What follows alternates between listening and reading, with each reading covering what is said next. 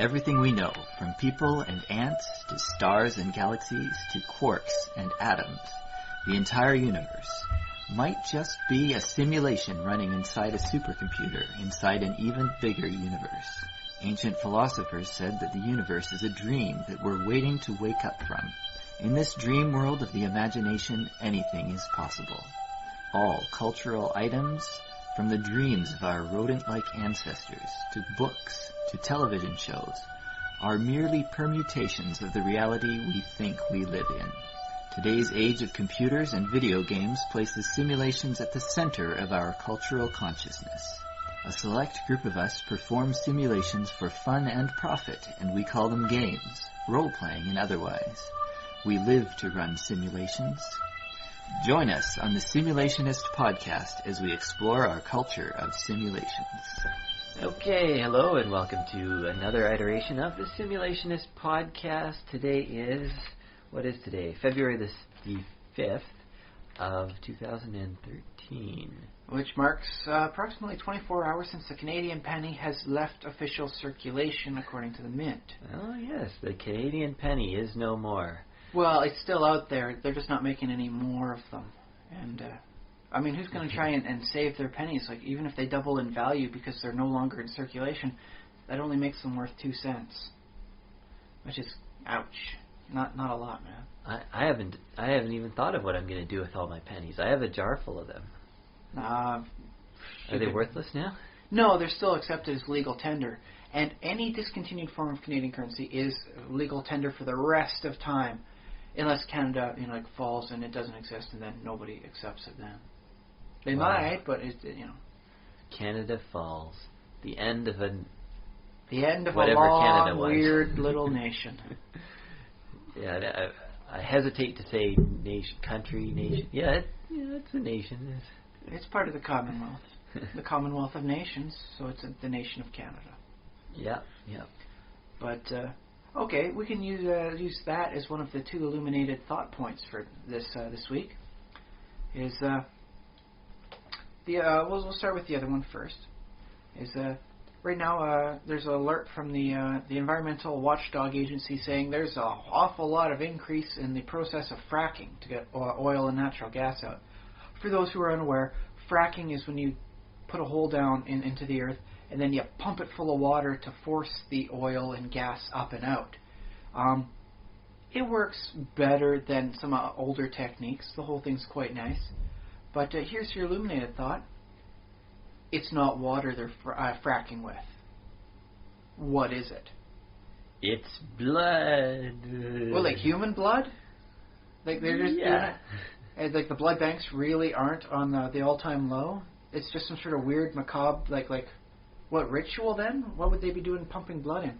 But they say that the blood banks are low to get more people to donate blood, and then they take the blood and they just pump it deep into the earth? Well, I mean, there's no way all the humans on Earth probably don't have enough blood in them to... I actually, I hesitate to say this, but I actually did work out at about 4.5 to 5 pints of blood per person. How much blood does all of humanity have? Surprisingly, not as much as you might think. It could stain one of the Great Lakes a horrible red, but some of the Great Lakes aren't in too good shape, and so you might just assume, the red was from other pollutants and not everybody's blood. Did you ever calculate the volume of some lakes and figure out which lake it would be approximately equivalent to? Not a big lake. Any of the big ones I found, like the stuff you can see from space, not even a percentage of it. Not that. Okay. So it's surprisingly, despite the fact we got 7 billion people, we don't have a heck of a lot of blood. So I'm trying to think of a famous lake that everyone would know, but that isn't actually very big. Maybe the Lake District of England. I don't know. I don't know any of those lakes. I'm reasonably certain. Oh, Loch Ness. Oh no, definitely not. Loch Ness is surprisingly deep. You could probably, if you were to decide to build a barrier around it, you could replace the water in Venice with blood, which would make for a very interesting afterlife for vampires. If you do good and you go to vampire heaven after you're on death, you get to go to like a Venice, but all the streets are with blood. That's vampire heaven. I honestly don't know what vampire heaven would be like. I would have thought vampires would go to hell. I just sort of. See, but that works along a morality where there's one God who determines good people go to heaven, bad people go to hell. But in a world where there's multiple deities or forces that determine this, it would be that for the people who worship good people go to a heaven, bad people go to a hell. But bad people who do evil stuff and thus are good in the eyes of their dark lord would wind up going to some infernal heaven, whereas those who weren't really that evil but still worshipped, they were just really sucky at it, go to some damned hell. Like double hell? There's a line in Paradise Lost about how Satan is going to he's going to make hell into heaven. He's going to make a paradise out of hell. I don't know the actual line. Maybe I'll look it up later and put it in the notes. Golf course, nice condo resort going on inside. Well, basically the fact that he's stuck in hell, so he's going to make the best of it, and he's going to rule it, and he's going to make it into his own personal heaven. Is it wrong that I suddenly gained a little bit of respect for him at that concept? It's like, yeah, okay, I'm in hell. This is the word they use for horrible situations. But I'm going to take this thing, and I'm going to try and make it someplace sweet. Have you read Paradise Lost? Sadly, no. I have, at this point, likely about 10,000 pages worth of reading I have to get through before I can officially put anything new on my list. I think basically one of the themes of Paradise Lost is that basically the devil is kind of an admirable guy. He's got his flaws, but in a lot of ways he's like the hero of the story. In that case he's sort of like the Neil Gaiman version of that they use. I would. He's got his dickish points to it, but his heart was in the right place for all the damned things he did. I am 100% positive that Neil Gaiman is influenced by Paradise Lost. Yeah, I can see that. I mean, he's got a lot of influences, but I'm sure that's a big one. He seems like a well-read kind of guy. I can see that. But, of course, he's got his own modern take on it, which is, what's always fun about Neil Gaiman and other various modern authors is that they have cool ideas and interesting new stuff that they add. Updating a mythos sort of thing. Yep. Very nice. All right, so if there's not enough blood to properly frack with for humans... Blood fracking. Yes. That sounds like a movie. Fracking for blood. Fracking with blood. I think if someone in Hollywood has heard this podcast, it may very well become a decent B or C rated movie. I don't see it becoming an A-list movie, but it's definitely in the B-C sort of thing. Well, it's the kind of movie that Quentin Tarantino could make, and it's really crappy, it's really stupid, the worst idea for a movie ever. But since it's Quentin Tarantino, it's like, everybody loves it. It could be enjoyable all the same. I mean, you can misspell every word in the title. On the other hand, you could make an argument for someone like maybe Stanley Kubrick doing the blood fracking movie, wherein he would use the blood that they'd be pumping, like blood would wind up coming out too, as a metaphor for like the blood for oil thing, and then he'd wind up being like a really deep topic. That'd be cool. I want to see liberals because there's all these environmental scare videos that are like very realistic, very documentary, but where's the poetic ones? Well, yes. I mean, 2012 the movie 2012 was, I guess you could say poetic because it's so like radically out there. But where's the ones where like, the ocean... The deep symbolism being used in there where, we struck oil and it's blood and you see the blood pouring down on his faces. Yes, we're going to be rich. Wouldn't that make for a hell of a memorable scene? That would be fun. Well, maybe someone out there has done it. I don't know. Well, heck, if anyone listener out there has seen this happen, send us a line. I would really dig a chance to see that movie. But, but if it's not human blood they're fracking with, what sort of blood are they using? Blood of the elder gods, of course. So this could be some sort of weird situation where the elder beings of the cosmos do exist, but humanity is that much more of a bastard that when we find them, instead of going insane and running away like Lovecraft predicted, we decide to utilize them as a natural resource and abuse them like anything else. Oh, yeah, that's cool. It's harsh, cruel, and secures humanity a nice circle of itself in a horrible, like a mythos-style setting. I can dig it. But yeah, there's the basic premise for the illumination thought for today. Or what if it's maple syrup? Oh, I don't know, man. Because how is that working with that huge maple syrup heist that happened earlier last year? Oh, you're right. Holy. Someone wow. stole like 15,000 gallons of maple syrup. Yeah, maybe Only in Canada. They were gonna frack with it. Gonna go do some like homebrew fracking. They know the oil's down underneath their property. They just can't frack with anything normal. And of course, water fracking doesn't actually work. That's just the cover story. Yeah. So they have to use the maple syrup fracking? Yeah, exactly. Well, I love that about fracking is it's such an amazing technology because basically there's this oil and natural gas everywhere. Like the entire surface of the planet is frackable. It's not necessarily at the right quantities to be, economically viable, but it's all in there at some degree. Basically, every country that has any amount of land, I guess, Vatican City probably wouldn't, and the small places like Andorra between France and Spain, that tiny little. Yeah, they probably don't have very much, but basically, most countries in the world will have frackable natural gas or oil or whatever. See, it's a good technology in theory, but every time I go to the gas station, the gas is at a lower price than the bottled water they're trying to sell me. So why don't they, instead of fracking for oil and gas, why don't they just take the water, bottle it, and sell it? It fetches a higher price at the market.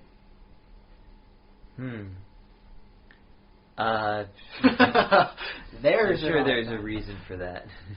Because they're oil businessmen. They can't frack with, and get this stuff, with materials they don't know how to use. They don't know how to bottle and sell water at a profit. That's weird, man. I wonder, isn't oil at least somewhat artificially kept, the prices basically kept low by various governments? Well, it's moderated to some degree by the various governments. They have their reserves, and when things start getting too bad, they start releasing the reserves out to offset the rise in prices. Yeah.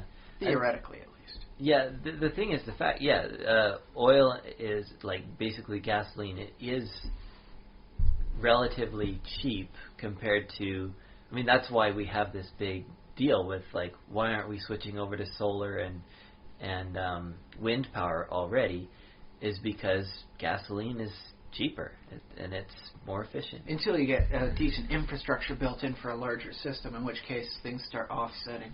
Well, yeah, we're hoping that we can achieve that. And the other thing is, gradually, the idea is, as we get short on oil reserves, which it doesn't look like we're going to do.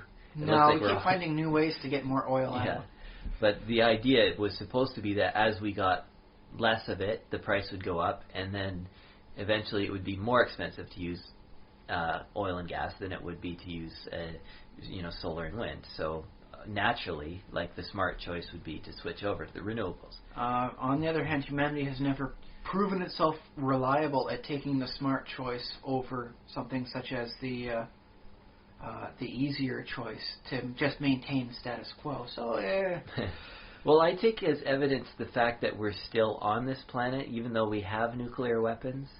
I take that as a good sign. I look on the bright side. We haven't annihilated ourselves yet. Nah, just we got lazy and decided to do something else for a while.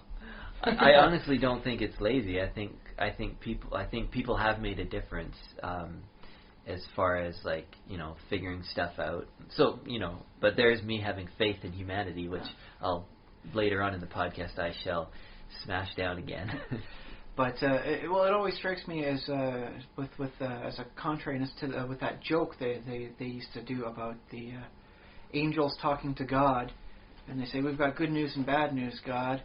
And the good news is humanity has finally just started to decide on using solar energy. The bad news is they're building a pipeline to the sun. it would be easier for humanity to maintain the status quo by just like milking the sun for whatever energy it can, as opposed to switching to using actual solar panels. I don't even get that. This is one of those hippie ones from, I guess, was the early 80s. Yeah, hippies. The eco movement, because I guess hippies were technically 20 years before that. No, it was just one of those. It could be the same thing. Yeah, well, 20-year older hippies, I suppose then. But it's just one of those things where they say, it's like, it'll be easier for humanity, or at least the corporations in power, to keep doing the same thing, even where it becomes ridiculous, as opposed to actually making the change. Yeah, but I mean, I understand the intent of it. It's just kind of ridiculous because there isn't oil and gas in the sun. The sun is made of hydrogen, and so they'll find a way to use it as a pipeline. They'll pipe the energy in, and that's how they get the hydrogen plants working. I don't know. If you're looking for hydrocarbons, you have a couple of different options. You have plenty on Earth, of course, so there's no reason to go to other planets. You have asteroids. You have the moons of Saturn. The moons of Jupiter will have hydrocarbons on them. And even it's said that icy bodies like Pluto and things out there would have hydrocarbons. So if that's what you want, if you're if you are, have the tunnel vision of like, I will only use these hydrocarbon compounds as fuel, which I mean is stupid, but whatever. There are other places in the solar system besides the sun where you can go get them. Yes, but that's analyzing the joke a little bit over, sort of thing. As opposed to, it's like, that's totally what the oil executives would do. Instead of switching to using solar panels, they'd just try to put a pipeline to the sun. Haha. So. Okay, yeah. Mind you, most jokes don't wind up working well upon It's a bad joke, and you should feel bad. No, Most jokes are bad when you start getting really down to the nitty-gritty of them. But yes, back to the topic. The illuminated topic. Yeah. Yes, that's the whole fracking. It's not water they're using. Okay, what is it? Water. That thing is your illuminated thought sort of thing for the day, as to help you become a better writer or storyteller. Is take a situation that just seems mundane, controversial, maybe no. Just take it and then say one thing is different and one thing is wrong. Other than that, it all works the same. And that's how you start a dang fine horror movie or a novel. That's how you start a wonderful conspiracy concept. Okay. All right, I'm in. Yeah, you could say, you know what? They're piping toxic waste down there. That's how they're getting rid of it. When they say they're building these deep bunkers under the earth and that's where they're storing all the toxic waste, no, that's just a lie. They're pumping the toxic waste in for the fracking. The oil comes out. It's full of irradiated richness now, but that'll get refined out or used for added energy. That's what they call Techron. Yeah, that's the thing. That's that added energy they have in the Techron fuel. It's nuclear waste. Nuclear waste is not necessarily like liquid sludge and stuff. It includes like equipment and stuff that's so irradiated you just can't use it. Yeah, basically anything. Like the Curie's actual notebooks. Yeah, stuff like that. Which is so irradiated you can't look at them now.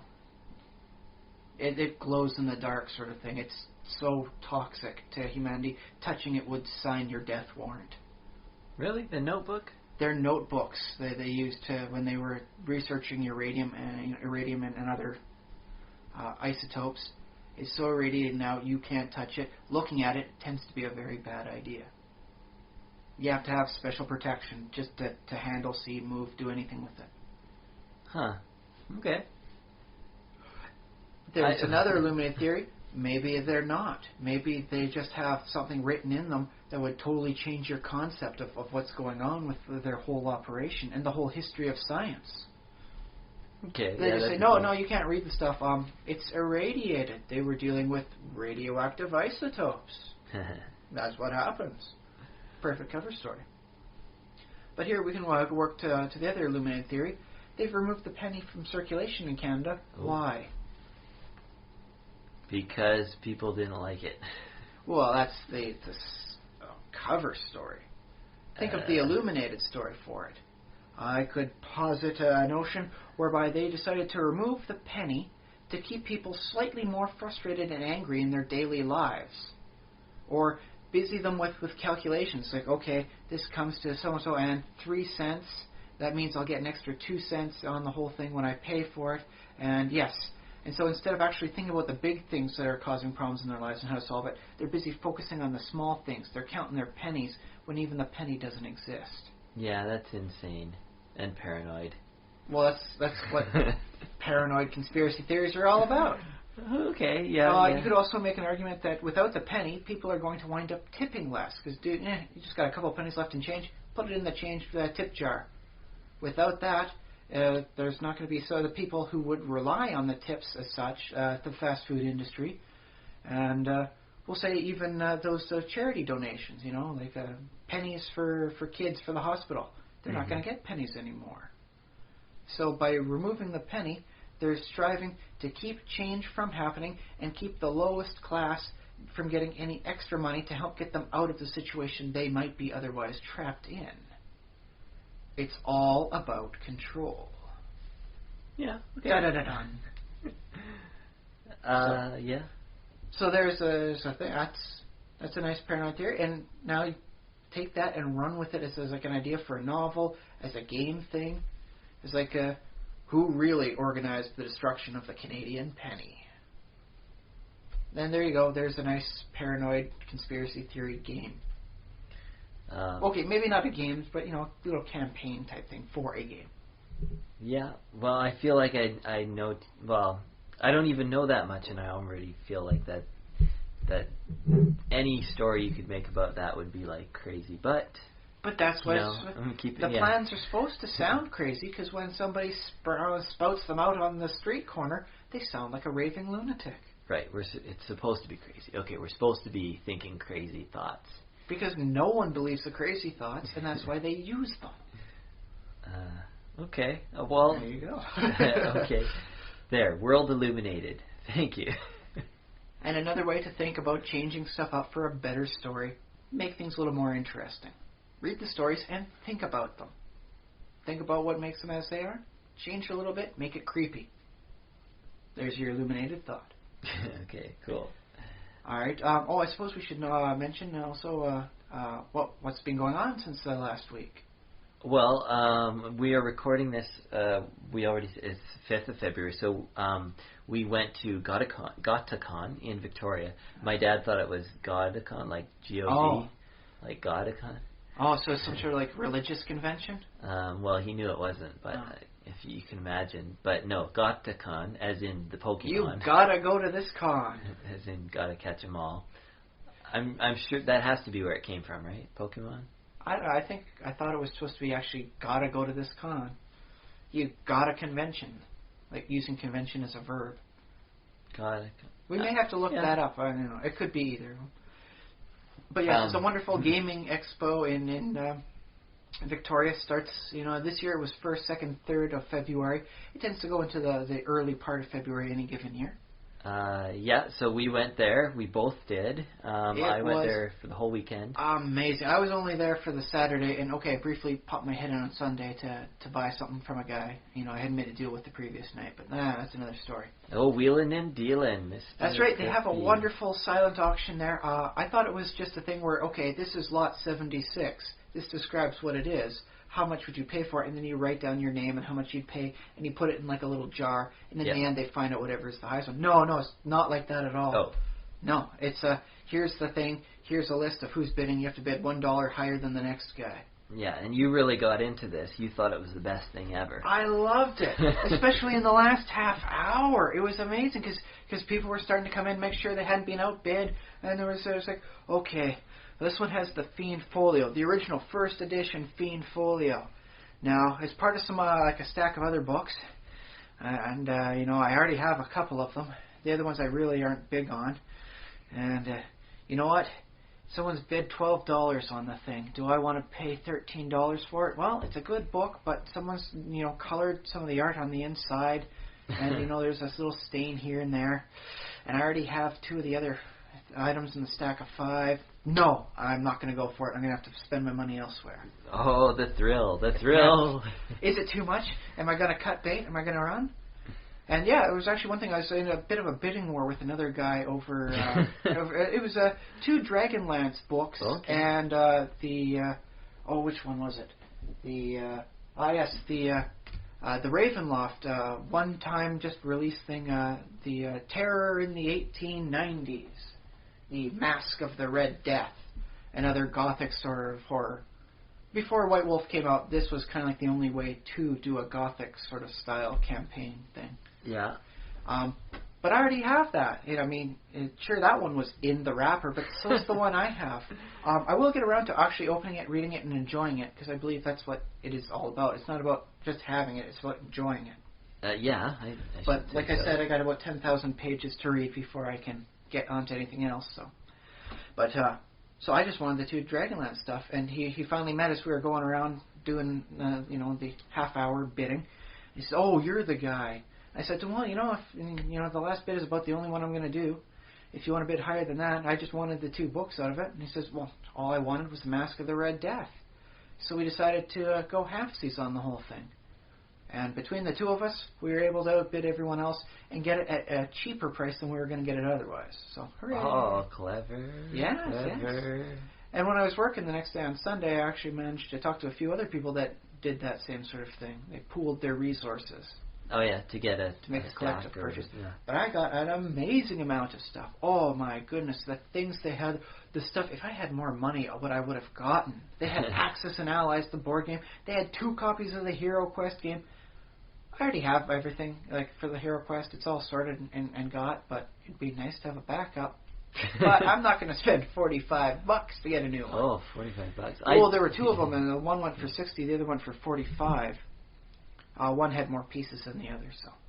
Okay, there's probably enough talk about the silent auction because there were other aspects of the game. Oh yes, they had gaming. There was the gaming stuff. They had the panels for talking about all sorts of stuff. They had the electronics things.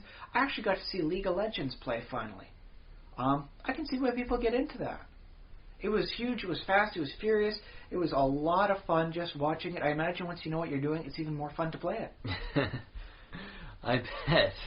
So that was nice to get a little exposure that way. Okay, so yeah, we got to see some people play League of Legends. A magnificent game of Blood Bowl was being played. They had one guy brought in a nice customized arena platform, lights that glow, wonderfully designed little moss in the cracks, blood spots here and shattered stuff. Beautiful, immaculate. Okay, not technically immaculate. I mean, there was like stains for fake blood stains everywhere, and like this place had been seriously hurt in the wonderful game of Blood Bowl. Yeah. But it was really nice to watch that being done too. So if you don't play, there's clearly enough room for spectators, and a lot of enjoyment to be had there. Oh, okay. They had the card games going on. I'm not a card flopper myself, to use the parlance. It was nice to see so many people enjoying it, and there was a nice section devoted to the people playing the card games. So that was nice to see. So many people enjoying that. The wonderful vendors. Oh my goodness, there were some good vendors there this year. Do you notice anything worth mentioning for products and stuff you saw and liked? Stuff I saw and liked? Yeah. Oh, I don't know. My favorite part was the SCA people doing they were all dressed up in costume. The ladies had like cool dresses, and the dudes had like dresses. No, not dresses. Battle skirts and down braces and all their various miscellaneous pieces. Yeah, and then there was guys like with armor and stuff, and that was cool, like watching them. I didn't buy anything from them, and they had a few things for sale, but I didn't really want to buy anything. Although the one medieval art I want to get into is calligraphy, because I think that would be fun. I have seen a wonderful calligraphy done before, and it looks almost peaceful when you get it down to a certain style. You just don't write fast, you write perfect, and it all comes out looking beautiful. Yeah, yeah. So. And like, can you imagine, like, and some of those pieces can sell for good money. Oh, yes, if you know what you're doing, and you're doing something that people would buy, like, say maybe take a wonderful passage, like a nice quote from a popular TV series, and you put that up nice, and you put a decent frame around that. somebody does nice embroidery around the edges, you could come up with something that truly winds up becoming an exceptional piece for any gamer's household. Something from, what's Charlie Sheen's new show? Anger Management, I think it is. Yes. Find a quote from Anger Management and do it all up in calligraphy. Yes. Yeah, if you know what you're doing, you could like, if you had the time, you could make a nice little wall scroll of George Carlin's 7 words you can't say on television. That'd be all right, yeah. That would be wonderful. And it would look, just if you know what you're doing with the calligraphy, it would look amazing. And it works a nice dialectic, with the wonderful calligraphy and the profane nature of the words you can't say. Yeah. But yes, there was a lot of fun to be had there. We heartily recommend it for anybody in the area, and heck, people not in the area, come on down. It's not like it actually sells up all the hotel rooms in the city. But no, yeah, it was really cool, and there were definitely a lot of people from out of town. Even you would think that people from Vancouver wouldn't necessarily come to Victoria, but a lot of people did come from the mainland. Despite the fact that there's a ferry involved and everything, people still came. Well, the ferry's really expensive if you take a car, because it's like $200, to get there and back. If you take it on foot, you got someone to pick you up, you can wind up doing it for about $30-40. Well, I didn't hear any stories about how exactly people got over here, but I know that people came from Vancouver.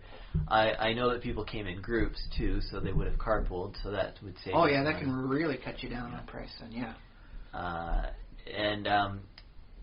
one of my favorite things to do at the con was just to sit in the different panel discussion rooms, which I guess makes sense because I'm kind of into podcasts and I like listening to podcasts, and that's basically people talking, really, which is what this is. But it was nice to be able to ask them questions, much more interactive than a normal podcast is. Yeah, I didn't ask too many questions, but I asked a few. I guess we'll give Jules Sherrod a shout out here on the show. She does her own podcast, Geeky Pleasures, and we can hope for a shout out back. But that's right. I attended the little bit of the standard action. They do was it web movie? Is it technically, or is it? Do they qualify web series? Web series. Okay, that's the proper term for it. So yeah, they're a fantasy comedy web series based out of Vancouver, or the greater Vancouver area. I'm not certain where everybody lives, but it's in there. They did some wonderful stuff. Got a chance to see a little snippet of their bits, and it was really nice hearing their stories of what goes on behind the scenes. Just beyond the filming, I found it very educational. It's like, so if you want to do this yourself, you got to get a lot of stuff in order, or try guerrilla filming. Yeah, no, it's really cool because Rob Hunt, the director, he has a blog up which explains a lot of technical details about his equipment and stuff, with which lenses he uses and all that. And I was reading up on it. I'm never gonna use that stuff, but it was kind of cool to read it and to see sort of what's involved. I'm not going to do that, but I am obviously interested in podcasting and in audio entertainment and possibly video. So yeah, that was really cool. What else? Yes. Well, that's right. He mentioned a good thing about the Audacity thing, how he syncs and mixes his sounds, and how he works if he wants to boost this one up. The little things he's got to do to capture the sound, and what he does with it, and whether he overlaps or just mutes the original sound and then overplays the one he wanted louder. That was interesting. I found, it's like, okay, so there's interesting little tricks you gotta play around with it. It's not like you just push a button that makes sound better. Yeah, and here I've been the last couple of months fiddling with Audacity, but no, obviously, listeners, you are aware of the level of quality that we have achieved on this podcast, so you can judge for yourselves if we're improving at all. And if we spontaneously manage to improve in sound quality, it might be because Josh has attended one of these panels and learned the trick that makes it even better than before. So if you suddenly it's like, wow, these guys are coming in really clear and good tonight, maybe we practiced speaking beforehand. Maybe Josh just found a few tricks on the computer. Well, actually, again, listeners, you can judge for yourselves, but basically what we're doing now is we're in a quiet room, and we're trying to minimize background noise, so you probably won't have too much of a problem with this one. But if it's when you go out in the field and do, like, kind of outdoors, we or ambush at a somebody con, with different questions. What do you Yeah. think about this on this media? Ha! Yeah, that's when you have to worry about it a bit more. So, yeah, right now we don't have to worry about quality that much. But, it's always nice to know how to fix up if, for some reason, like a neighbor in the apartment complex winds up tripping and falling and makes a huge thud. We can find a way to mute that out as much as possible. It's nice to know. It's security. So that's always, it makes you feel better, less nervous. Okay. It makes me feel less nervous. It's like, oh, okay, well, if it's a thump, it's okay. Yeah. Josh knows how to get rid of that, or minimize it. What else did we do at Godicon? I played in 2 different role-playing game sessions, and one of the things that I noticed was both of them I got, like, the character sheet I was basically handed was, for one, it was Martin the Druid off of the Standard Action series. And for another one, you played Martin last year, didn't you? And I also played Martin last year, so it's like a little bit of continuity. The other thing is, last year I didn't understand Martin as much because I hadn't really watched the series, and this year I felt much more like, oh, I know how this character acts. And Martin is kind of like, he's basically all the Standard Action characters are kind of losers, like they kind of... for a certain set definition of loser. Yeah, well... not loser in maybe a more pejorative sense, but loser in more of the, oh, Archie, will you ever win sort of thing. Like Archie Andrews is kind of a loser. He winds up bungling things up around, Mr. Lodge all the darn time. What a loser he is. Ha ha ha.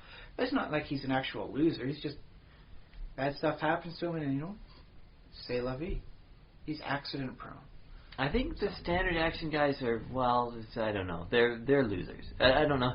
I mean, maybe it's not nice to say that. Maybe they're not the epic tier quality characters. Well, are you familiar with this show? Basically, they're the characters, because there's a barbarian, a druid, a bard, and a sorcerer. I know last year I played the barbarian, and I was told my initial description very well matched her personality, so...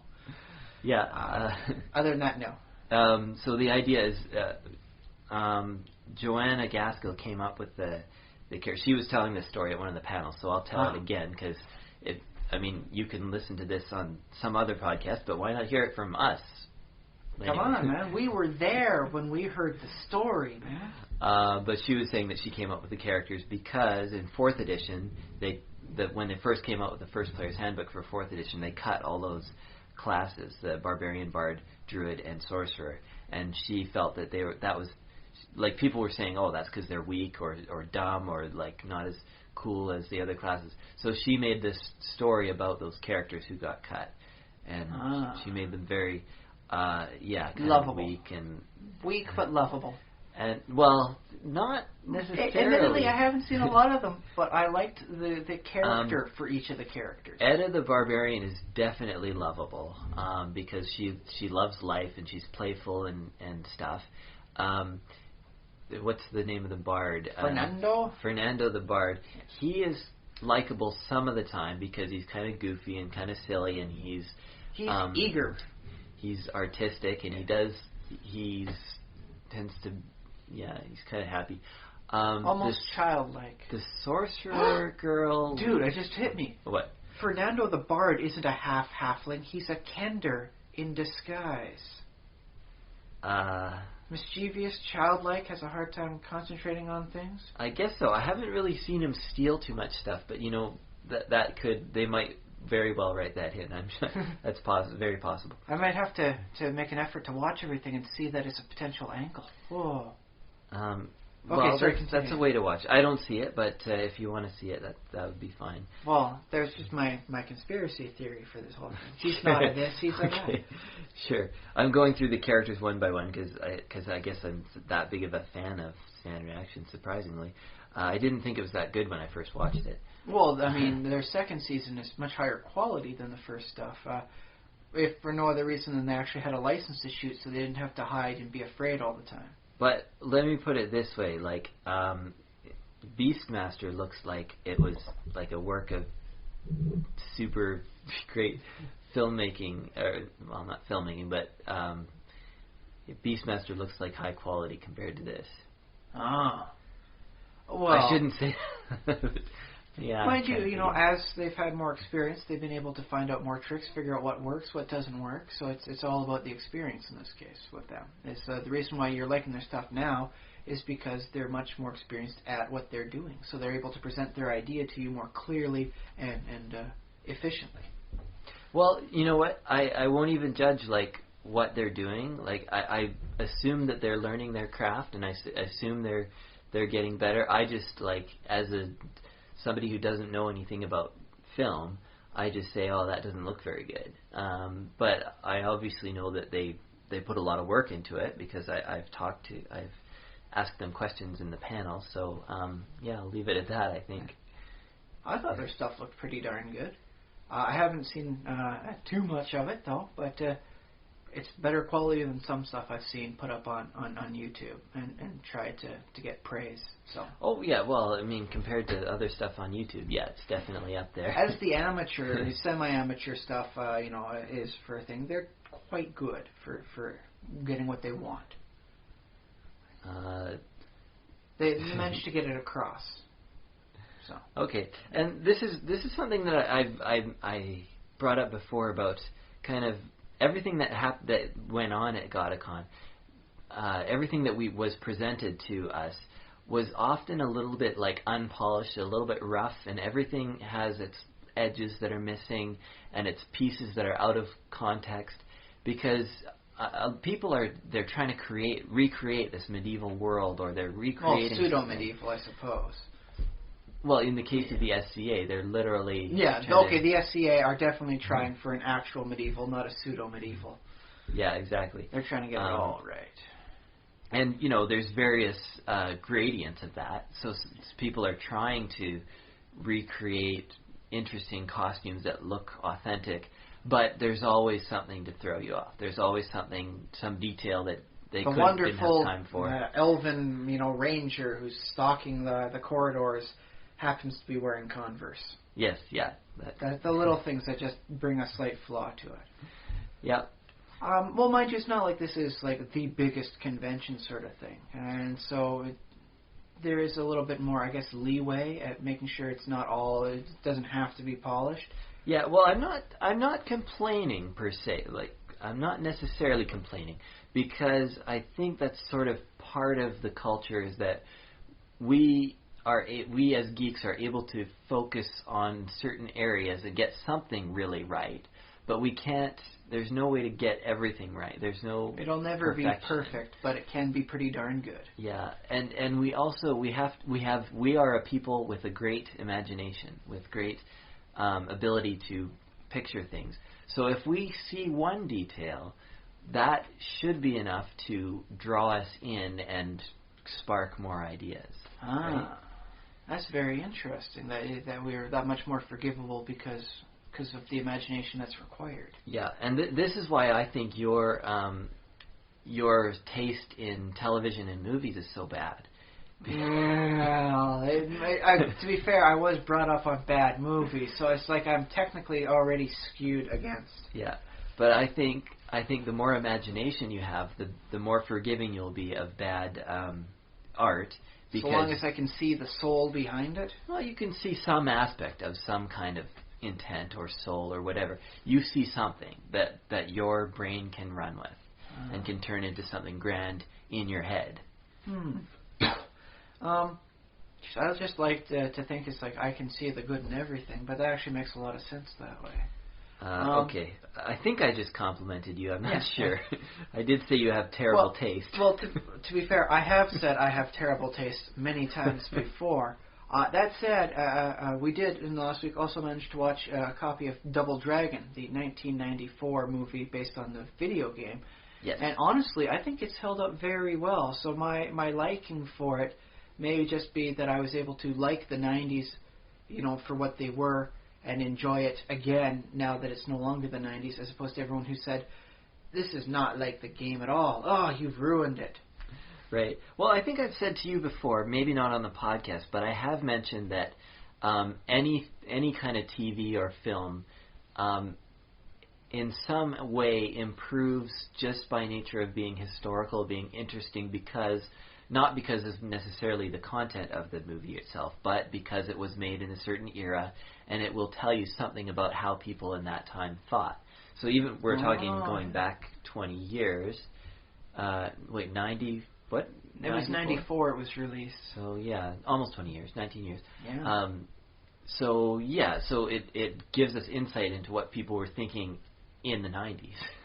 Or maybe not even consciously thinking. Cause yeah, exactly. There were things I noticed there that were funny, and this is pure 90s, that I didn't say, like when I was watching in the theater, it's like, oh, this is a pure 90s movie. It's like, no, this is just a movie, and in retrospect, yes, this wonderfully embodies the nature of the decade. Yeah, and you'll notice, one of the things is they have this punk style with the mohawks and the earrings. Feather and leather. Yeah. I don't think we lost punks. Like, the 80s and 90s had this very specific, punk look.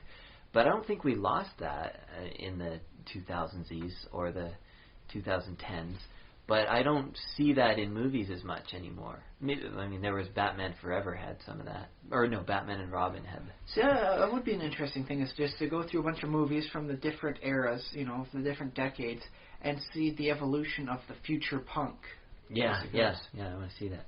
I would get a kick out of that. If I was better at actually putting movies together and video editing, I would totally be doing something like that. Yeah, it's not hard. You could do it. Like I said, I also have a child and 10,000 pages of material to read just to get out of all the stuff I've purchased.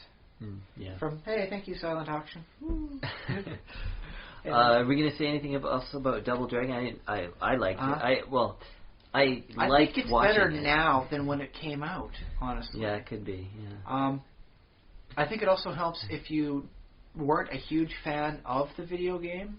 You can enjoy the video game and then be okay with the movie. But from what I've heard, a lot of people disliked it because it was very far removed from the source.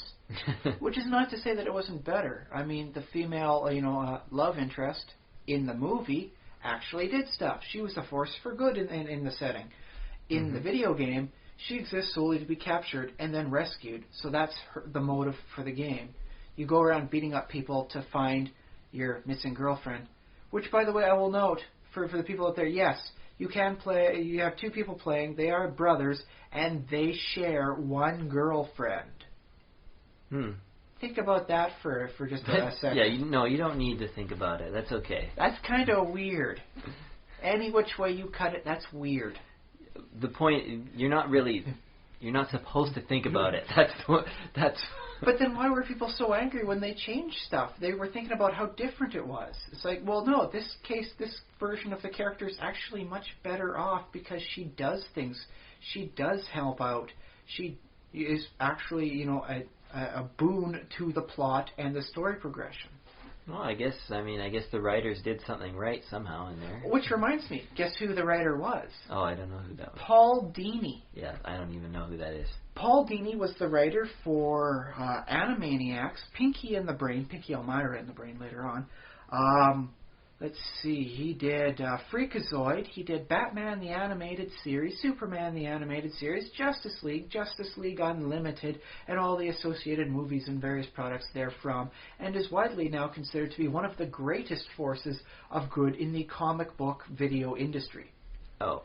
He is the guy, and yes, he wrote the Double Dragon movie. Okay. So it's interesting to see. It's like it's like watching Alien Resurrection and going, oh, Joss Whedon wrote this. How very interesting. And then watching what it was like before he came into his own, maybe.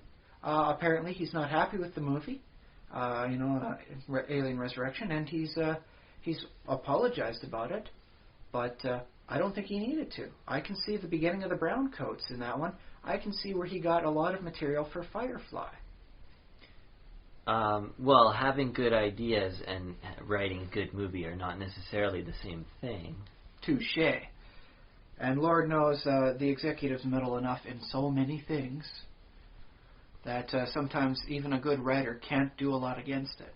Of course, that's another thing about like geeks enjoying movies is that they will enjoy a movie for those little moments that might be throwaway as far as the plot is concerned, but the geek will say, "Oh, I like that movie because I saw my favorite thing in there." I really didn't like Predator 2, except for the scene where in the background when he shows the alien skulls of all the species, there was a xenomorph skull. Oh yeah, everyone goes nuts now. Woo! I noticed it. Xenomorph alien skull. Woo! Yeah, that's what we get. So, yeah. So it's little things like that. On the other hand, there are so many cases where you tamper with the source material and everybody goes bug nut. It's a horrible thing. They've totally changed it. Yeah. Well, yeah, because the nerds, they want things to be the way they remember them. To be fair, sometimes it works, and when you tamper with it, the little bits and pieces start falling off. It's like removing a lug nut from a car. You never know exactly what shakes loose later on down the road because of that. Yeah. I can't say, I don't mind that adaptations happen and exist and that people do them, but I can't say that, they entice me as an artist. I wouldn't want to pick up material of someone else, unless I was inspired somehow. Well, a lot of the directors and stuff say they're inspired by the material, and it winds up coming up a stinker, so... Yeah. There's an interesting mix of what needs to happen for it to come out great. Yeah, but I think kind of the preferred thing to do would be to create original content, I think. Well, that is preferable, but not for Hollywood. They like going with proven name brand sort of stuff. Yeah. This solves so many issues. Let's translate that into box office sales. Yeah. I think we talked about purity of vision a while ago in some other context, but basically, if you have an existing property, you have a core that you can build around. We talked about Archie being having a core that he strays from, but he always comes back to. Yeah, I mean they're doing a wonderful weird thing now with all sorts of weird continuity and future of Riverdale and all that sort of thing. It's not going to last. They're just having fun with it. They take the basic template that is Archie, and they go somewhere with it. Yeah. And we've seen, over and over now, they're doing a new Wolverine. They're redoing his origin again. Well, it's not so much redoing it. He has a lot of back history. They're focusing this time on what he did when he spent time in Japan. Oh, so this is going to be the kind of the same continuity then? Or? If... I'd have to see it to verify whether or not, but right now I'm going to officially say could be. Okay. I was going to complain about constant reboots, how many Hulks did they do and stuff like that. To be fair, I think it's just going to be when they can come up with a Hulk people like, they'll stick with it. So I think Eric Bana, thanks to the wonderful role he managed to play for the Hulk in the Avengers movie, is likely going to be the Hulk they continue with. He's not necessarily a tragic, figure that's all remorse and full of rage. Sometimes he's just flat out freaking hilarious. Yeah. Everybody who's seen the movie remembers the exact scene I'm talking about that just had everybody laughing. The Hulk doesn't need to always be a tragic character. Sometimes funny does make it work. Yeah, well, okay, yeah. And the other, what am I... I'm thinking of movie... Well, Star Trek is one example that... They rebooted that. They rebooted it. Although, to be fair, you can debate whether or not any of the movies are considered the same as canon, as the TV series, because there was an awful lot of weird little continuity errors you'd notice if you watched first the series, then the movies, so... Yeah, and, on one hand, there's the nerd who says only the movies are canon and I only believe that, or only the TV show is really canon. There's another type of nerd who's it's all fits together somehow. The novels, the comics, the video games, all of it fits together if you just tell the right story with alternate universes and whatnot, and you can fill it in. Well, I've always taken these sorts of things where you have, like, let's face it, the Next Generation has started in, what was it, 89, 90? 86? 86. It started pretty far back, and the last movie came out, 4 or 5 years ago? That's a very long period of history to get everything correct. Yeah. And it's not just one person telling a story, it's a lot of people telling a bunch of small stories going on. Mm-hmm. So it may be better to look at the whole thing not as just a one cohesive whole, but more like looking at it through a cracked glass.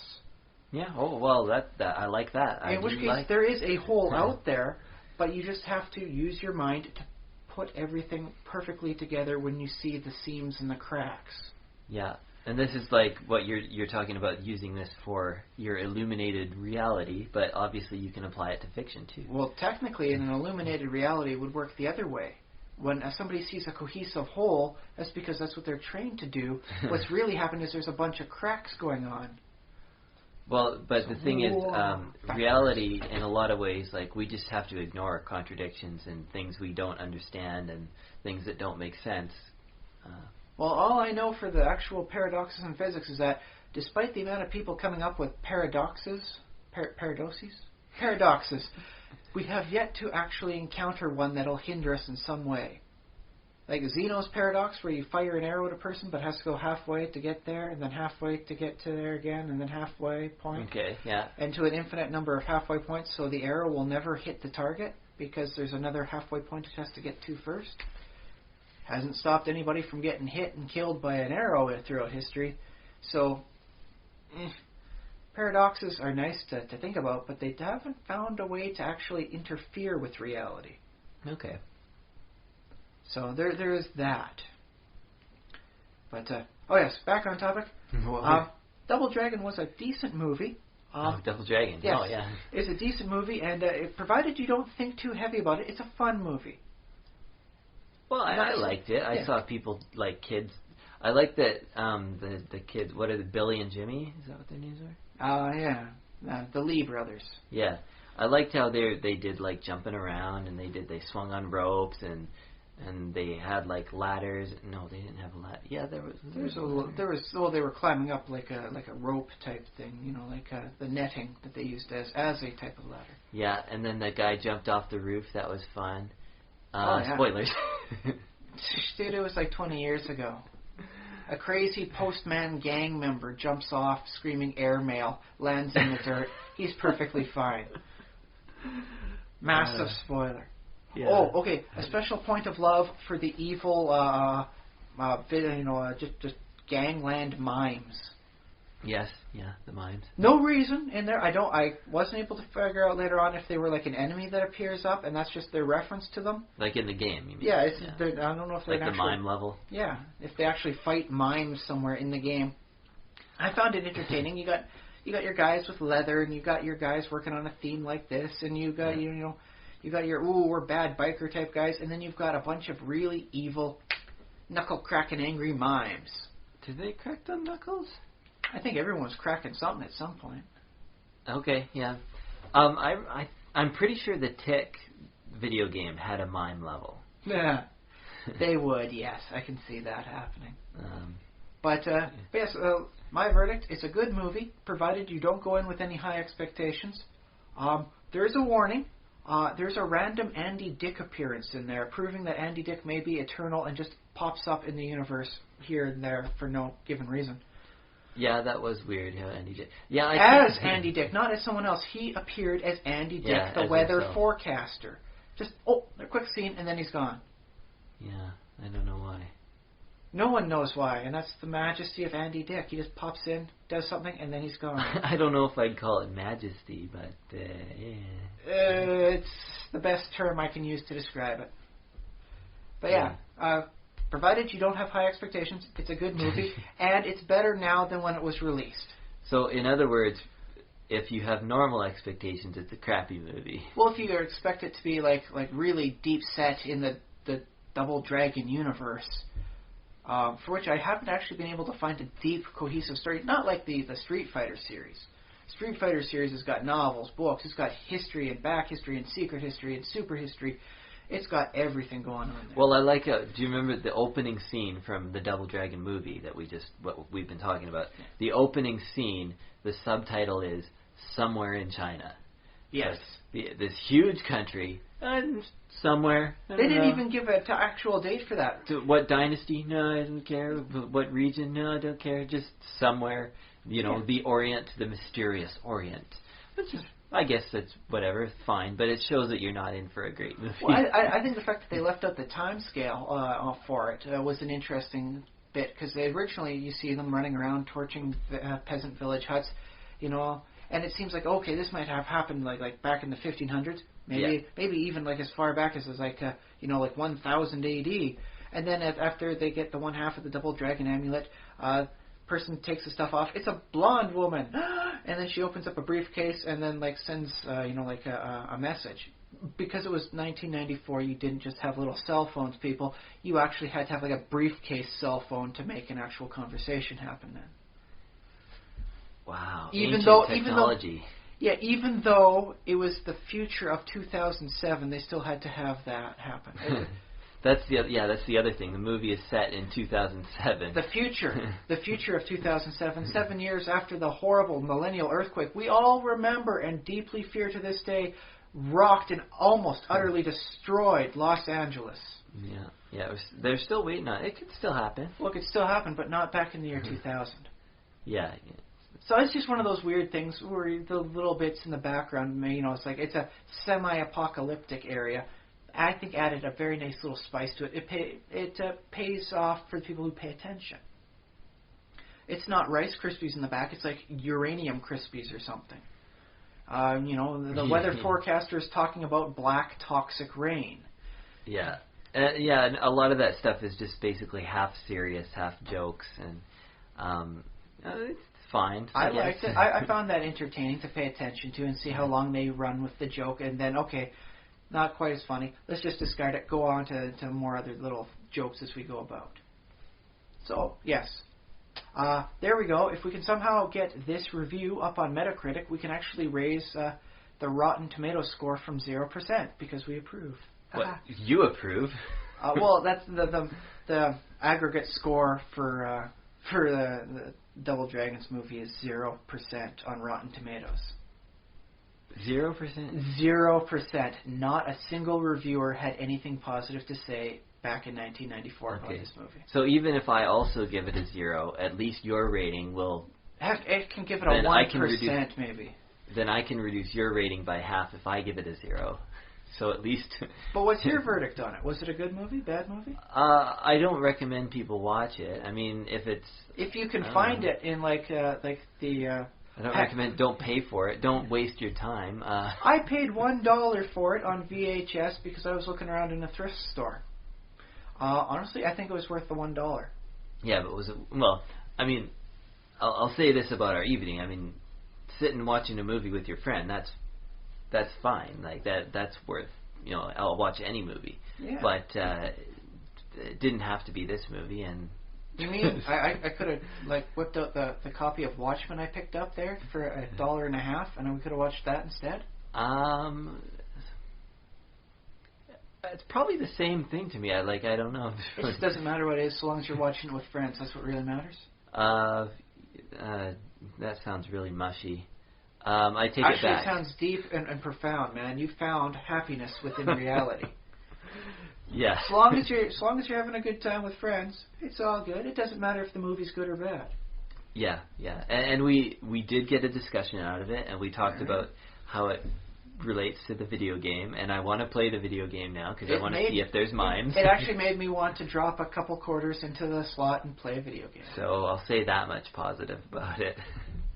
The one thing that hasn't aged well about it, though, is the computer graphics. Computer graphics never age well, though, so I'm willing to give that a pass. Yeah, and, retro games are a thing now, so actually I think you can get away with it more, just in the last couple of years, because retro graphics has seemed to make a bit of a comeback, and it's we're looking back at these things with fresh eyes and being like, not seeing it as, because in movies it's always advancing, it's always the next thing. It's got to be the next best thing. But yeah. unless you wind up getting something freaking perfect, like the dinosaurs on Jurassic Park. Mm-hmm. Like you don't see that those they clearly put a little CGI in there to make it work out and smooth this out. No, man, it's just like animatronics, cutting edge back then, still looks great today.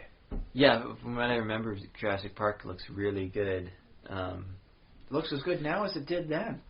Yeah. Thank you, Steven Spielberg. I don't know why you're listening to us, but we thank you for that as well. We have some issues with some other of your projects, but Jurassic Park, right on. I honestly think with Close Encounters of the Third Kind was a little slow. Don't get me wrong, I liked it and it was deep and all that sort of thing, but if I want to spend 2 hours watching aliens, they better be ready to rip somebody's face off. That's just how I like my aliens. Yeah, face-ripping aliens would have been cool. Wouldn't that be an interesting twist to get everybody there and then the aliens just go, it's like open the hatch, xenomorphs just come pouring out. Turns out the alien race that called everyone there is just like a horrible dick prankster. Yeah, I guess. Yeah. But okay, so yes, thumbs up, thumbs down, rating out of 5, how are you going to give it? Double Dragon was... 0, do not watch, but... Harsh. I will give it a 3. Decent fun if you're not expecting anything. Yeah, if it's $1, pick it up if you got yeah, okay, worth $1. Yeah, okay, maybe worth $1. You might be able to sell it back again for a quarter, so like a net profit of 75 cents. Maybe. All I know is I got Muppets Take Manhattan for 25 cents, and there's something wrong with the pricing at that place. If a Muppets movie, 4 Muppets movies would have been the equivalency of 1 Double Dragon. Yeah. I will say that. Oh, and there was an awful lot of weird face shots of the characters screaming. Like, oh, a monster's coming, like the big bad guys just souped up on roids. Face shot of the main characters, scream, hold it, and run. Yeah. They did that an awful lot. Although I'm not certain if that's like a 90s thing or just like the what they were doing in that movie. It was like I think it's just, a filmmaker is just making it poor. Like they see that, that is a trope in movies, that you have characters react and they scream. But it was almost like a Scooby-Doo type thing. Show the people, it's a monster. Yeah. Now run. It's just basically, maybe poorly cut, poorly directed, poorly, it's just, Maybe it was supposed to be like a subtle in-joke. Like the more times they showed that, okay, stop what you're doing, scream at the sight, and then run away. Maybe that was supposed to get more funny every time you watch it. I doubt it. I think they were just trying to make a movie. There's like, I guess this is what you do when you make a movie, so we'll just put it in.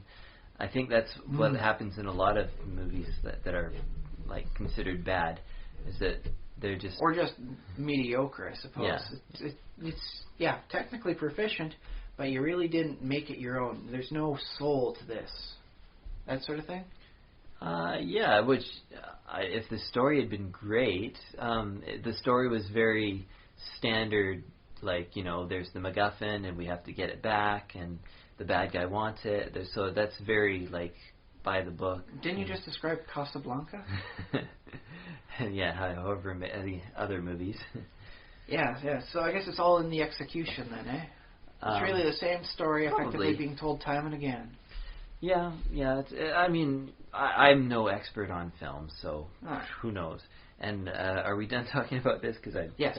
I think we've discussed that wonderfully. And let's find out if we can get the Rotten Tomato score up to 1%. Okay. Woo! Yes. Okay, but let's go back to the con, because you were mentioning when you were in the con, it seems almost sometimes a little manufactured for its happiness. Well, yeah, I wanted to talk about positivity, and I wanted to be a big old grump, because I think that there was a lot of positive emotions going on at the con, which I think that's the idea, is that it's everyone's it's happy. Woo! It's like a fair or a festival or Disneyland, the happiest happiest place on earth. The happiest place on earth outside of a place that will sue us for saying that on a podcast. So, I can't fault people for wanting to make the experience great and for including so many cool things, because I definitely loved a lot of the things I saw. I would have liked to have done the Nerf zombie thing that they were doing. That sounded like fun. Well, yeah, again. Live action Nerf shooting with a zombie apocalypse invasion. Yeah. I'm sure people had fun with that, but that wasn't for me. That wasn't my thing. My thing was to sit quietly in the panel room and listen to people talk about other stuff. No, I got into like playing games and stuff, and I saw a lot of people getting very excited about kind of different things, and this is the thing that we're learning as geek culture is evolving. We're getting it drilled into our head to be accepting of other geekdoms, because we, like they say to us, or we talk about like, there's geeks and there's the other outside world or whatever, and we are rejected from there. So we come. Well, I don't know. This whole narrative is probably a little outdated, to be honest, because geeks so ubiquitous nowadays, right? Well, I do recall a day back when there was the card floppers, there was the dice chuckers, and then there was the button mashers. Mm-hmm. And though we were all geeks, we were not one unified whole. Yeah. I don't really.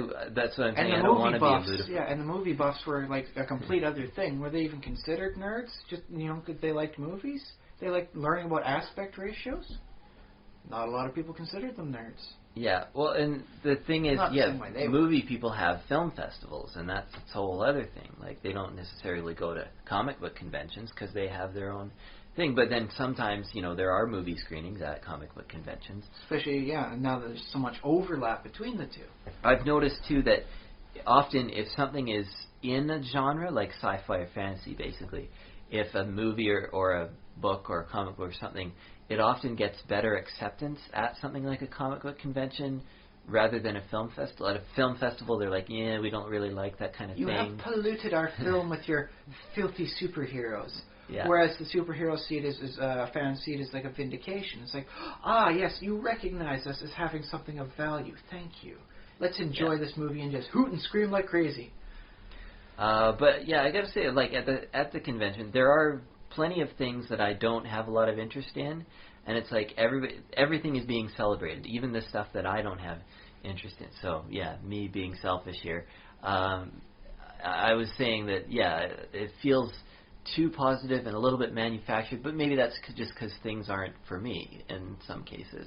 But often what it is I feel like it's one big set of commercials, like, you're just watching commercials, like, buy this thing, like, here's this toy, here's this cool thing, like, you'll have so much fun. And I gotta be wary about some of that sometimes. Well, there's always the art of the sale you have to watch out for. That is a given. Yeah. One way or another, it's just something to be wary of.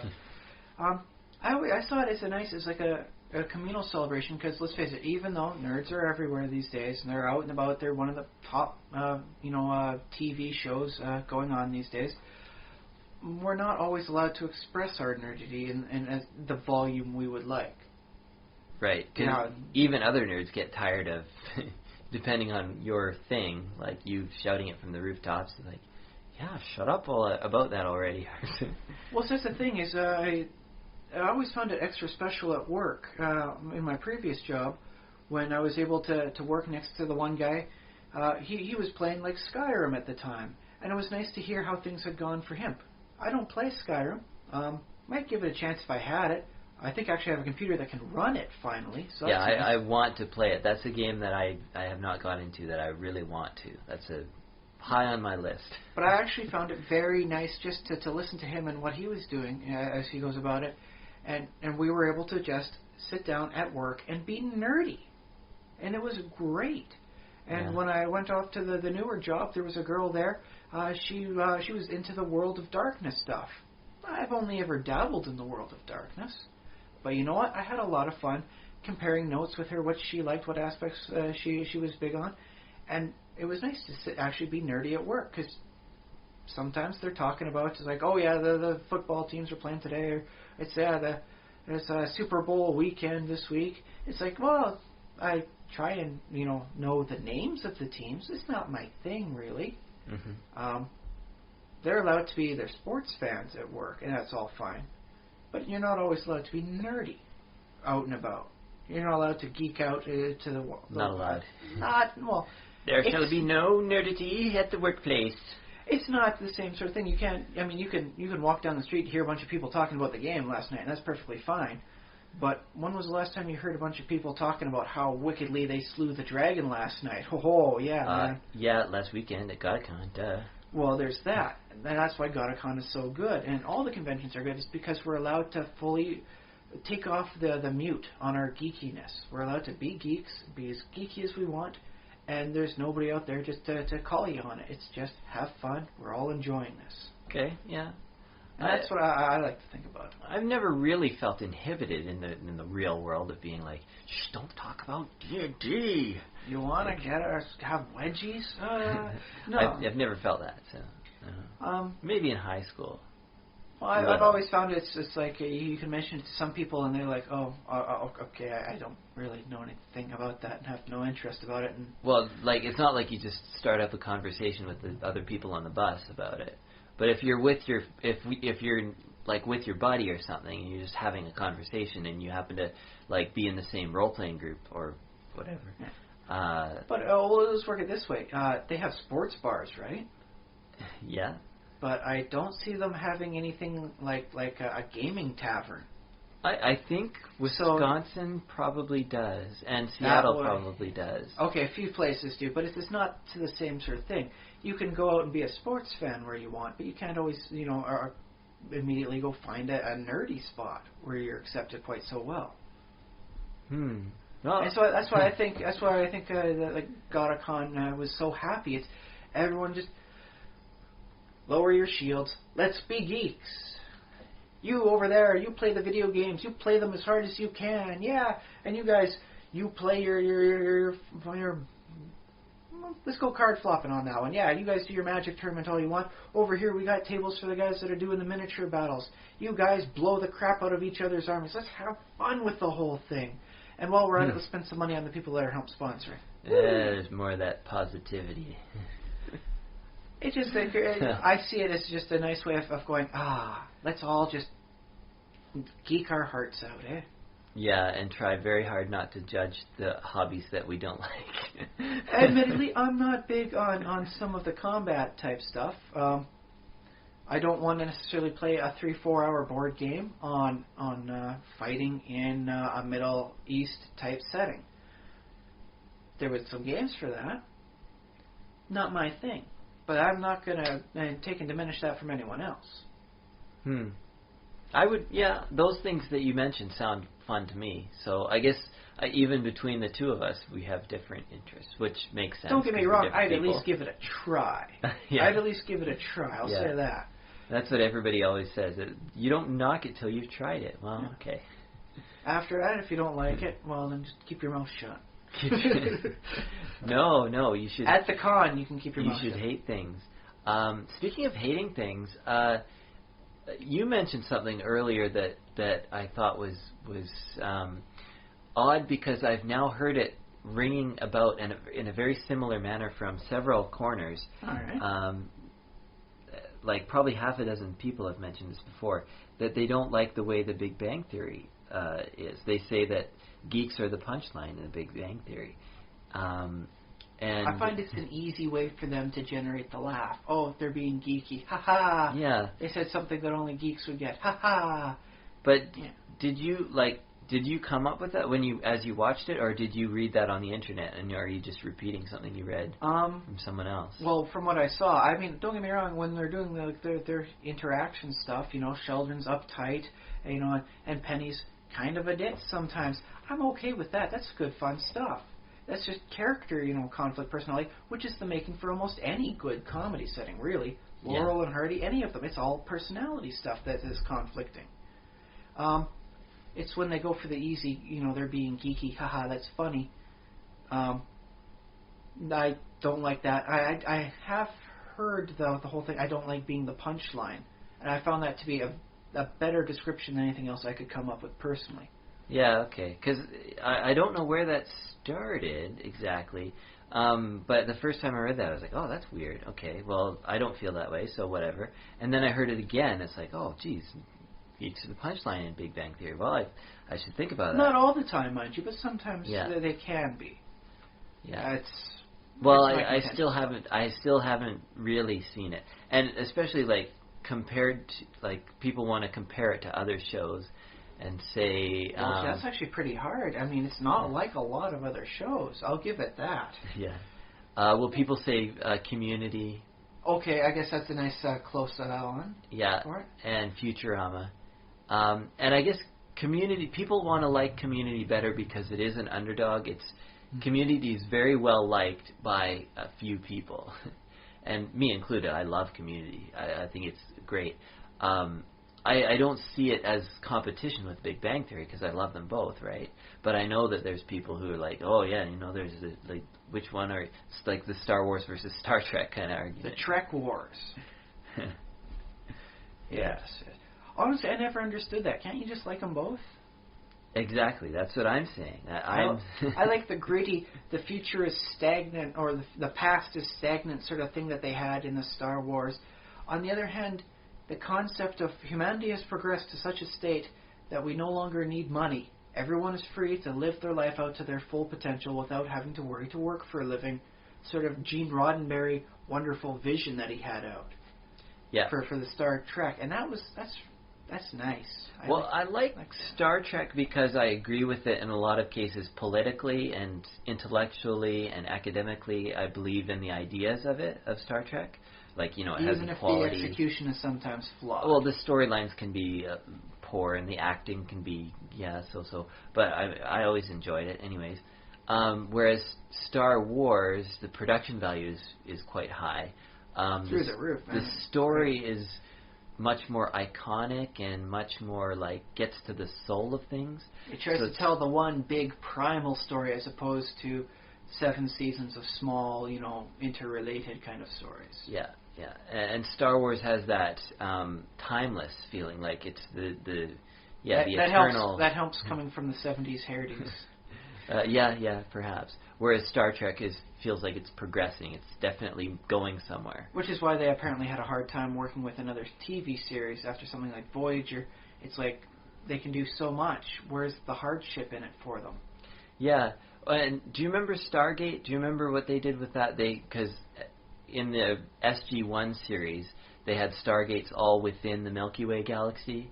And then they found that way to dial the 8th number? Yes. Yeah. Well, Stargate Atlantis had them, okay, now we have a new galaxy to explore. And then Stargate Universe was like, okay, now we're jumping from galaxy to galaxy in this weird ship that's built by ancient beings who ascended into godhood, and so on and so forth.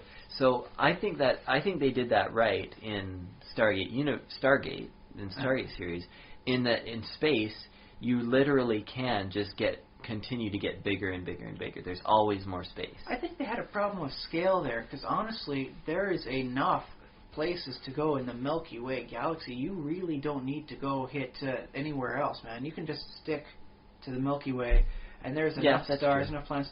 You could just... I mean, it's just like playing a game of Spore and trying to get to all the planets. You'll never do that. There's so much you just die before it happens. Man. Yeah, it was like instead of the Enterprise having a 5-year mission, it could have a 30-year mission, and your series could go for 30 years. New planet every week. New alien. They'd still stay just in the Alpha Quadrant. Yeah. I guess they'd start to recycle storylines at some point. I think some of the nice stuff is going back and seeing how things change over time.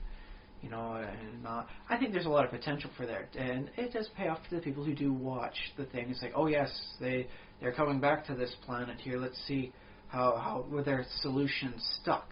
Did it not? What complications have arisen?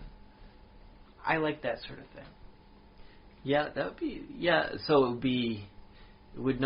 that would not be the same premise as the original series, which was always a new planet, because they're exploring, they're going to new places. Or they're trying to get to another place and they wind up getting detoured when an alien commandeers their ship and they wind up going to another planet. Yeah, exactly.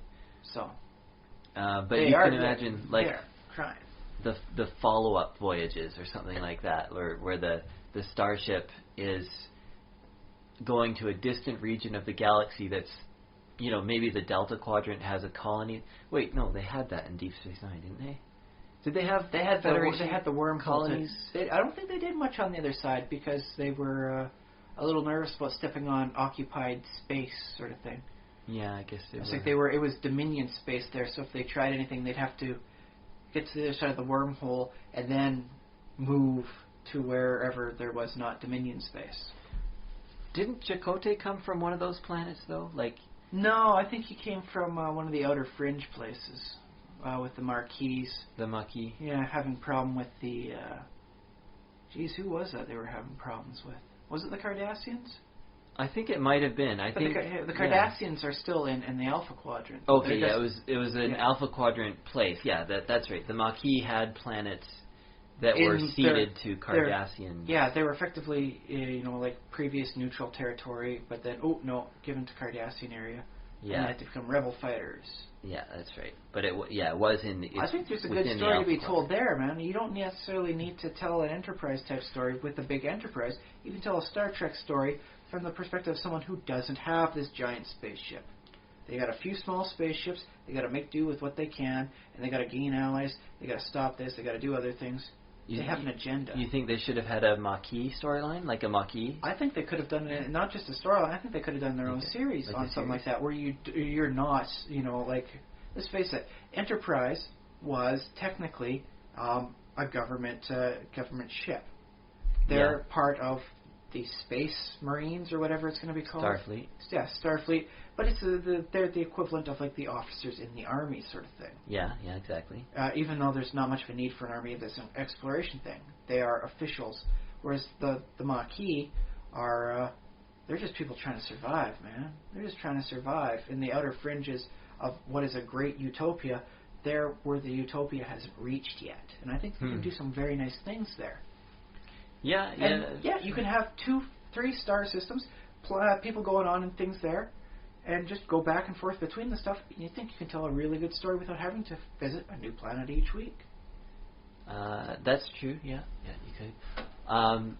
Wow. I mean, when the galaxy is so big, though, I mean, it's like, what stories do you choose to tell? It's like, where do you focus? That is one of the grandest questions I do believe that a person has to ask when they're on that scale. Yeah. What story do you tell, and what ones do you just let slide? Yeah. I guess it's just whatever you think of, because, there's cool things happening in the galaxy all the time. Yeah, and it doesn't necessarily have to be, visited by the people who have the magnificent, huge spaceship that can theoretically irradiate photon torpedo. They got a dozen ways to take off all life on a planet. And that's the original Star Trek. And they gotten even more powerful. You don't need those big ships.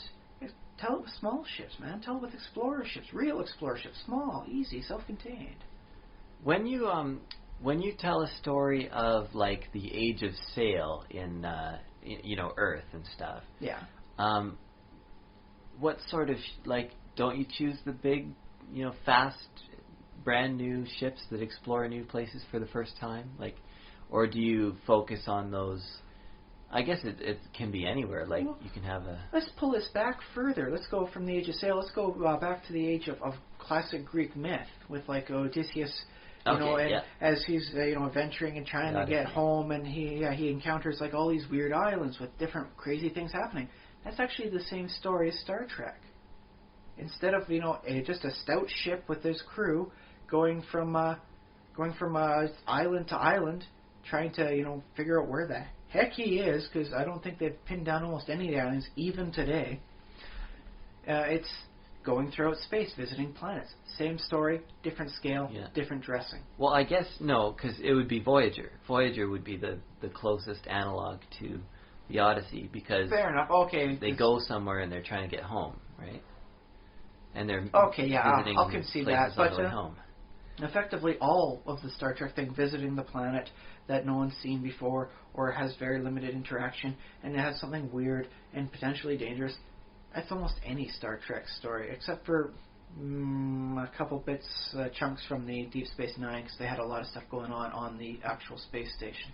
Yeah, Deep Space Nine was more stationary, but Told a good story. the difference I see in the Star Trek and Star Trek: The Next Generation is that their mission specifically was to explore, and strange new planets. Yeah, I don't know if you necessarily had that in. I mean, you might have had a little bit of that in fiction, but generally, before Christopher Columbus, I don't think they did much fiction about people specifically, we want to go here and discover something new. Well, no, because that encouraged people to do stuff like move and do stuff. Mm-hmm. And that was, what, you're going to go and leave your hometown? That's crazy. And that's kind of how a lot of the mentality was throughout history. Well, I mean, people would do that for, they would go off to war, or they would go, on a trading mission to somewhere that they already knew. Yeah, but those were, the traders. That's, if you were a trader, your father was a trader, and that's kind of what you did. The only thing that separated you from gypsies was, I guess at the time, an orientation, which way you're purposefully going. The traders we're going here. We're going to get some spices, we're going to get some silks, and then we're coming back. Whereas the wonderful Roma people were just going about there, man. What's over here? Let's go there. That could be the case. They may have had motivations that to leave the area behind them. That have not come down to us through history because records weren't kept very well. But it wasn't exactly the same sort of purpose. Right. Yeah. So there is that. Well, what we have now, in the 20th century, what we had a lot of is we had people migrating for economic reasons because there was jobs in other country. They would come from Germany or the Ukraine over to Canada because there was land and there was. And they were actually getting a pretty good deal too, because the person in charge of that said, "These guys work really hard. Let's do what we can to get them here to work really hard for us." The idea was that Canada and the U.S. Were looking to fill the land with more settlers and more population because not just any settlers, they could claim sovereignty over it. Yeah, but it wasn't just any settlers. They wanted the good people that would do a hard day's work and produce something that they could then be put into a market. Not just okay, these guys are ne'er-do-wells and they're kind of wanted in a few places. We'll take them. No, they wanted the good hard workers. Well, maybe that's true practically speaking, but America had that great poem, which is still on the Statue of Liberty, about huddled unwashed masses. Yeah, fair enough. I don't know if Canada had the same deal, but the other thing is that it's a slight bit racist because what about all the Chinese people who came over and that they were not treated particularly well by Canada or the States in the 20th century. We need someone to light the dynamite. Here you go. And they don't give it to a white guy. Yeah. Yeah, so, I mean, we have unfortunate... I don't want to end the podcast on that note, though, and it has been 90 minutes. Is there anything else we can finish off with? Something positive? Oh, yeah, now Mr. Negativity wants some positive in his life, eh? Oh, yes. Well, I wanted I did want to say about geek culture. It's something about, it is kind of, the last... I like geek culture because it doesn't discriminate based on your skin color. All you have to do is like what they like, and it's something you choose to be. Unless your skin color is green. No. If your skin color is green, chances are, God, you're going to get invited to so many places. Everyone will want their picture taken with you. I learned that at the convention. Whether or not you're playing an orc or an Orion slave girl sort of thing, or an Orion slave boy. I mean, it's equal opportunity now. I'm sure someone will get a kick out of that sort of thing. Go for it. It's a choice. Everyone chooses to be the geek. No one was like, I have to be a geek. My parents are geeks, and that makes me a geek. No. Are you sure that's not going to happen to your kid? I'm going to make certain she's a geek because she loves it, and I have taught her well about the joys thereof. Yeah, that sounds...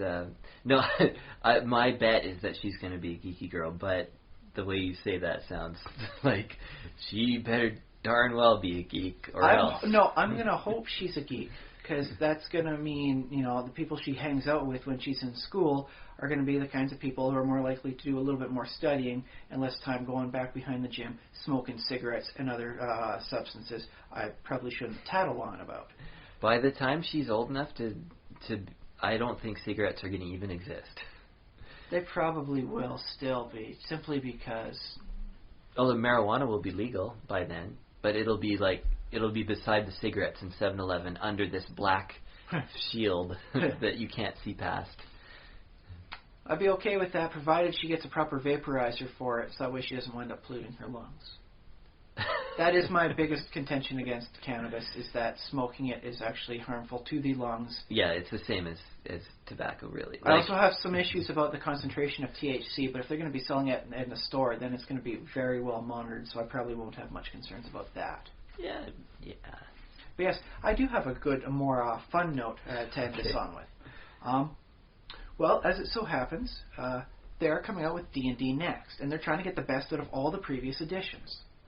Yeah. Some of the nice modular rules for 3.0, 3.5, some of the clean-cut nature, like this is how things go. It's all polished from 4th edition. But the earlier editions, they're trying to take the quick, simple rules. You can just pick up, play, and have a lot happen within the span of an hour. You don't need to spend so many hours creating your character, so many hours getting everything ready, and then playing. Mm-hmm. And so I have with me I can't remember the name of it, but it's Adventure Module B1, which is for the basic Dungeons & Dragons game, as well as the actual booklet for the Dungeons & Dragons basic version. Mm-hmm. By the way, I was going to try bidding to get a second copy on the silent auction for the basic one, so I could give one to the other people, so players could have one, DM could have one, sort of thing. Mm-hmm. Got outbid, went quickly beyond my price range, so I still have just the one set of rules. Okay, so you're saying you're going to run this for run this for me and you. Possibly another player. I'm going to see who I can get. And we're going to record it. Yes, and the premise of it is not just to have fun and see how well it runs and see the quirks of an old system. Well, an older system. It's all relative, really. Okay. But it's going to be that we're going to sit down, we're going to play 1 hour of it, and we're going to see how much we can get done in an hour. Not like frantic, breakneck pace. Gotta run to the next location. Hurry! Don't stop to explore anything. Just go. No, we're going to try and play it natural. We're going to try and play it organically, and we're going to see how fast the rules accommodate play just ambiently. Okay, so watch for that on this very same feed. However you subscribe to this podcast, you will see that particular thing posted alongside these episodes, iterations. Yes, we're going to see what we can do and who we can get. And we're going to have some fun. Okay, so thank you all listeners for listening for this long, if you're still out there. I've been Josh Trelevin. I've still been Ryan Kirkby. Sunday. Take care and see you at the table.